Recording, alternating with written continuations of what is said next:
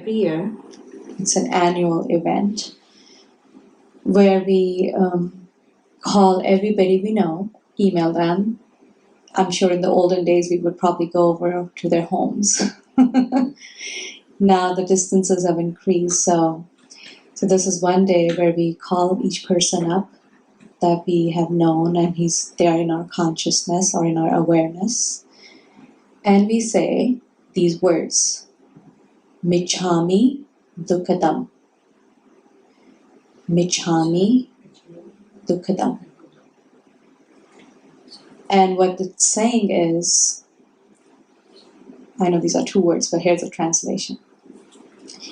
If I have hurt you, knowingly or unknowingly, consciously or unconsciously, in any way, over the last year, I ask you to release me.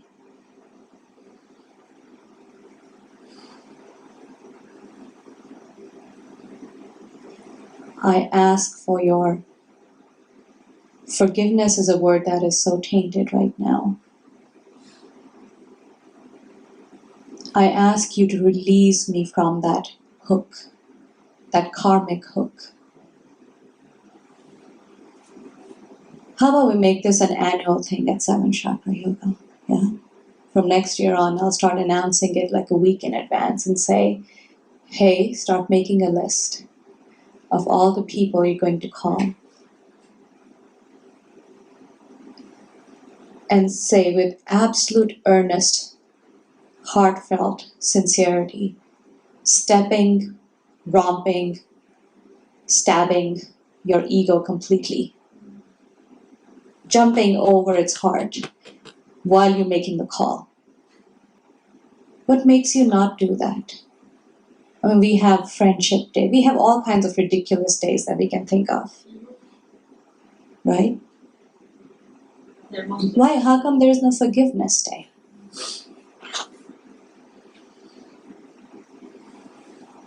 What an amazing technology, right? I was just going to say, I'm afraid to be vulnerable, I think, is a big one. People are afraid to be vulnerable, and that's opening the jungle. Yeah, but that's the only thing that's real, isn't it? Everything else, Father's Day, Mother's Day, Pets Day, I don't know, there's all kinds of days. Parrots Day, Skunks Day. There's everything, stupid things, one. But when it comes to that realness of it, forgiveness will elevate your life. If you do that honestly and sincerely, while your ego is harping on your head, think about the person that you have unconsciously hurt. I'm sure you're all conscious people here, and you have not hurt somebody consciously.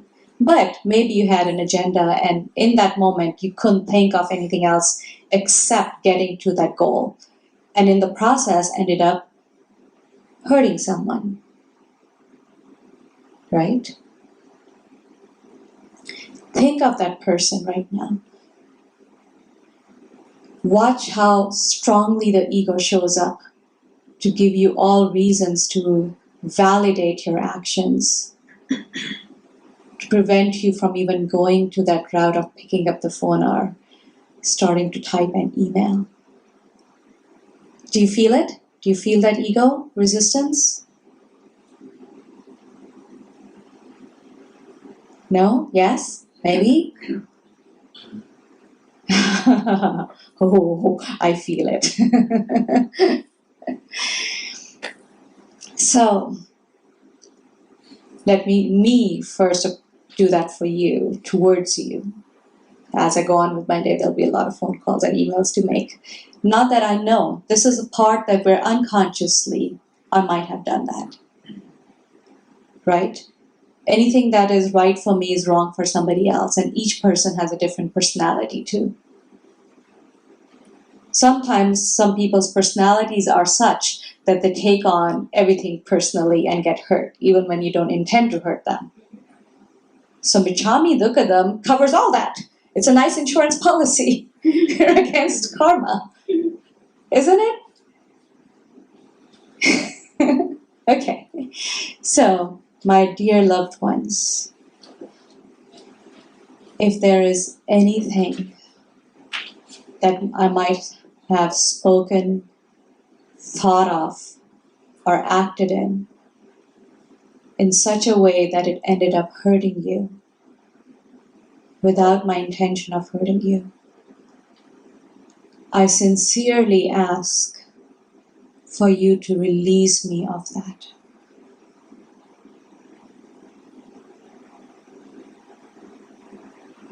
Please.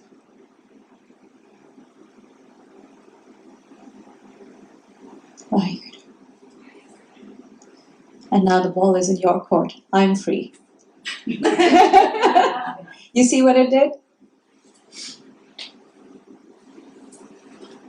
So obviously, you saying that to us, we were on the same page. But there are people who I may have hurt, but if I called them and said that, they would probably think I was smoking crack.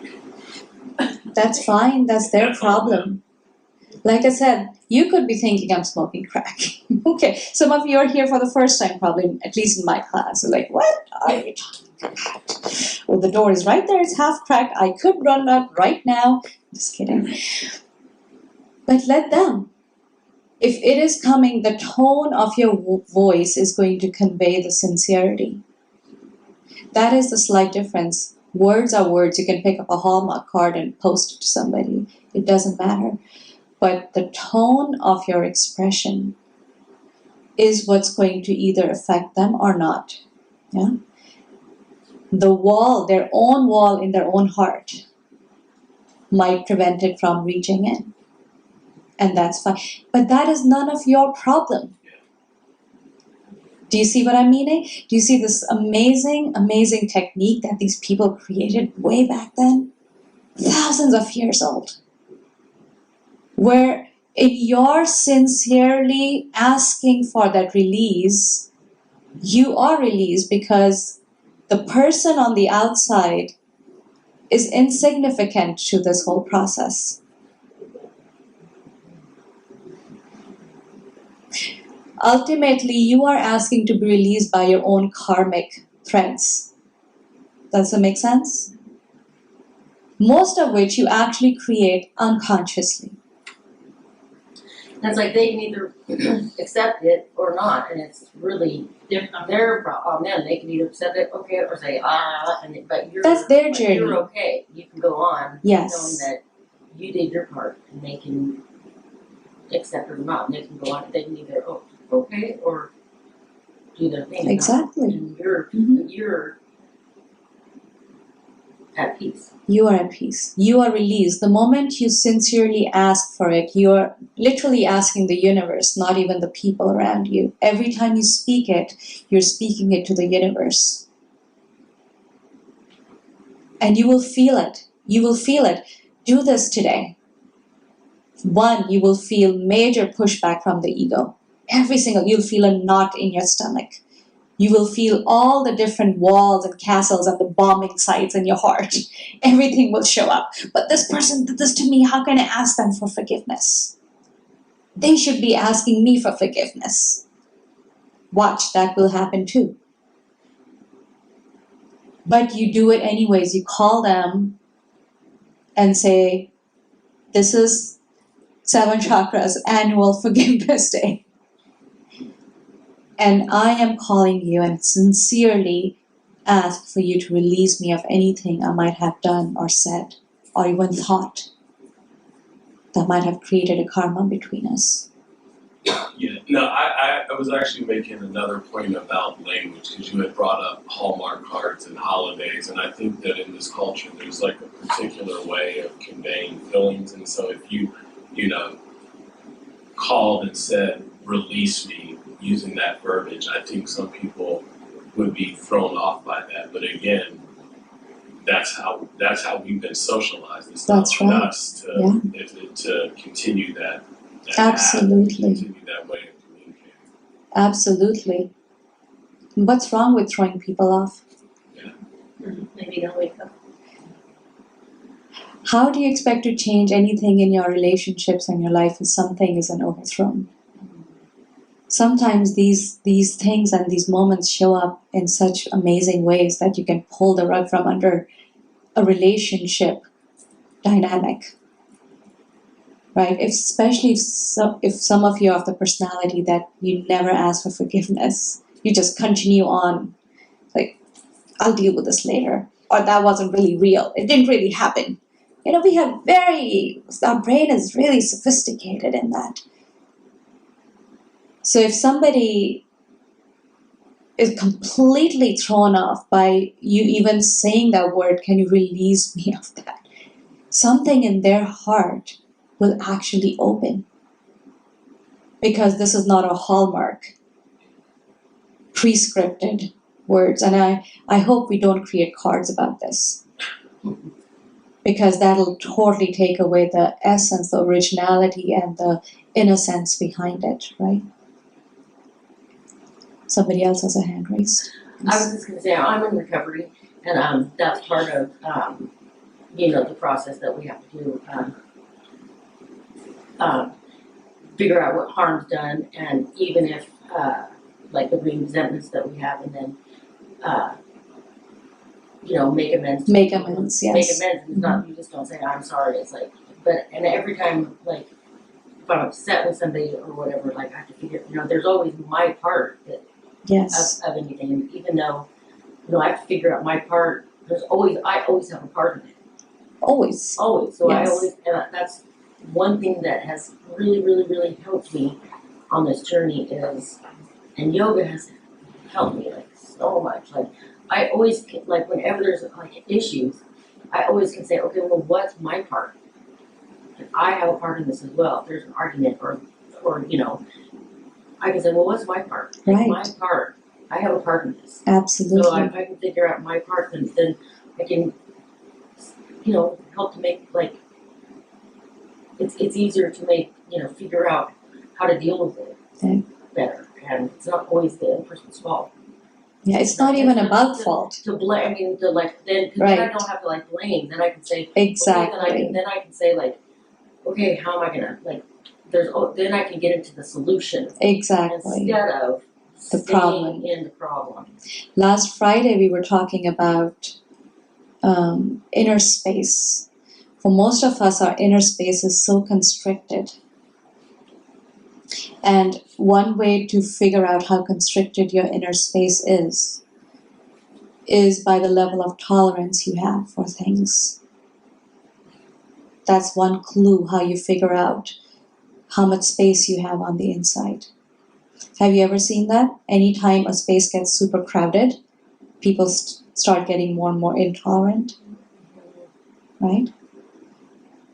Most of us are in this habit of, oh my God, it's so hot today. Oh my God, it's so cold today. This is too scratchy. This is too rough. This is too soft. It's constantly, there's some issue with everything. That is a clue that the inner space of that person is very limited. They don't have room inside of them. Making sense? What's constricting that inner space? Every thought, action, word which has not been released out of them is now taking space inside of them as a mental impression. So think of people in your world, or think of yourself, maybe just a few years ago. Maybe things have changed now, but just a few years ago, when you were in that going through a phase maybe, where everything irritated you. There was something that was bothersome about everyone and everything. That was only because there was such a crowding inside. When you ask for release, every interaction that you have with somebody is taking up some space inside of you, even the good interactions, even the wonderful interactions. My son just went off to college, and I'm finding out How much of my inner space is occupied by him? Wonderful, wonderful, beautiful things. But even they have to be released. That is what the yogis meant, that ultimately, if you are getting to that place of wanting liberation, you will have to experience it all and then let it go. You will have to find a state of releasing from both, so that inner space belongs only to you, and it is so vast. It is so vast. There will not be a single drop of intolerance towards anything or anyone. As things show up, you like, oh, you could have this beautiful, You take it all in. There's so much space inside of you. Somebody's in the intolerant state and jumping up and down like a yo-yo. You go, I have space inside of me. Come here. I can hold you for now. Do you have space inside of you to hold anything that's happening around you right now?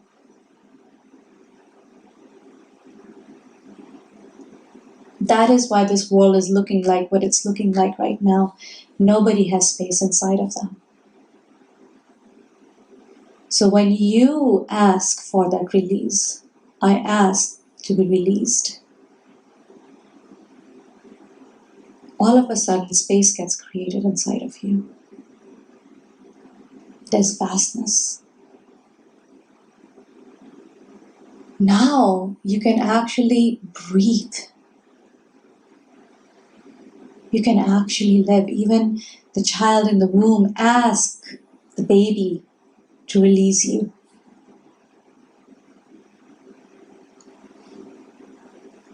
Are we good? Are you going to do it? I hear one nod. Yes. Is it going to be tough? Yes. But who is experiencing the challenge? The ego. So separate yourself from your ego. Identify it as the ego itself. That is not me. That is not me authentically, myself. The ego is experiencing the challenge because the ego needs to be right to survive. Yogi Bhajan would say, he said, if you want happiness, there's two ways you can go about it. Either you can be right or you can be happy. Pick one. Sometimes it's okay to not be right, but be happy instead. And when is that happiness experience? When there's space. Right? What is the pronunciation again? Michammi, M-I-C-H. I'll write it down somewhere on the way out. M-I-C-H-A-M-M-I, Michammi. Dukhadam, D-U-K-H-A-D-A-M. Michammi Dukhadam. Obviously, when you say that to somebody, you're like, what is that? So English will work well. I'm just talking about when people in the same tradition, people who know what that means, all we have to do is pick up the phone or text Michammi Dukhadam. We don't even have to say anything else beyond that. Right? So in that, it's transferred over and said, I asked for the release. Whether you grant it to me or not depends on your inner space. But that's your inner space. Right? Would you think it'll take a lot of heart to release someone from what you are holding on to from your end? How much heart would it take when somebody has wronged you in your life and you're like, hell no, I'm not releasing you? I think the sincere act of asking forgiveness really helps. It does, doesn't it? Because it makes them contrite. Yes. They feel that. And it's amazing. If somebody's done wrong to you, And if you ask them for forgiveness, watch what happens. Something magical takes place. The ego goes, what? That's not logical at all. If somebody has wronged you, and you know that they know, but they don't know how to fix it, and most people are in the state of defense, and if you call them and ask them for forgiveness, their heart will melt. They might not say it, but something magical will happen in their hearts. And once their heart melts, whatever is holding both of you in that karmic pattern will actually get released. The East worked with the subtle really well.